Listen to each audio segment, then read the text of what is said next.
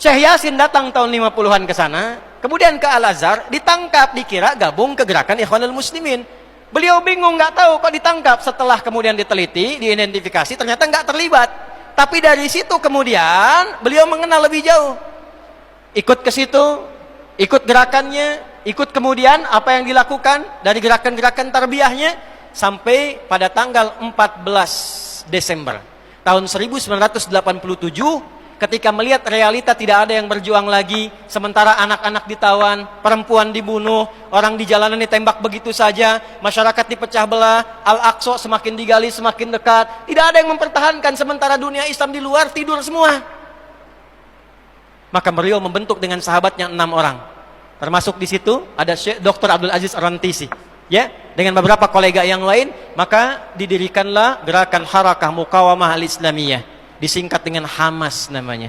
Itu yang sekarang jadi trending topik itu. Ya. Maka dari tahun 80-an itu mereka dididik oleh Syekh Yasin dengan Al-Qur'an. Diajarkan kepada mereka tentang kisah-kisah ini.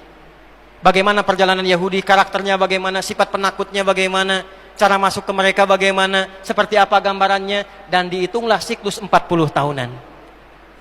1987, 40 tahun ditambah itu berapa?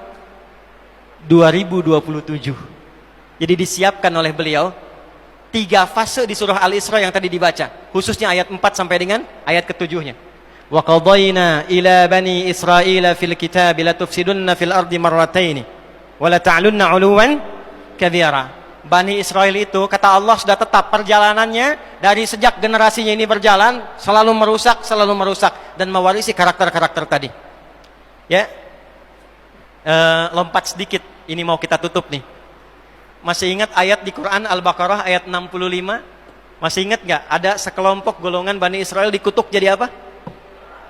Kera. Antum pernah riset kera nggak?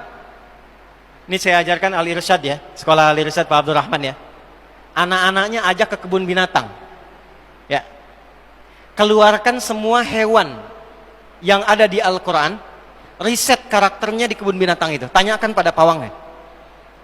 Saya ngajar tafsir di Libya. Saya bawa anak-anak yang belajar dengan saya ke kebun binatang di Libya. Tugasnya satu, keluarkan semua hewan yang ada di Quran, lalu teliti karakternya. Kalau nggak tahu, tanyakan pada pawangnya.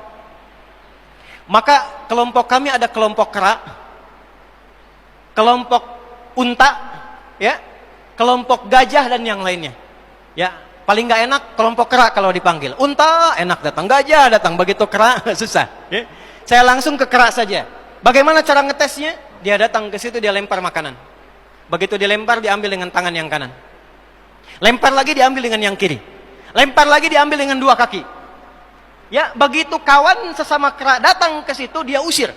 Tapi kalau dia lihat diuji di tempat lain dikasih banyak, dia usir kera yang ada di situ, dia ambil dan kuasai tempat itu. Itulah sebabnya kenapa Allah memberikan gambaran kutukan dengan kera, karena perilakunya sama-sama mirip.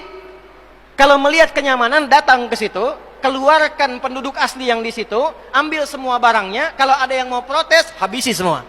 Kera. Itu. Nggak percaya silakan cek. Ya, silakan cek. Maka apa yang terjadi?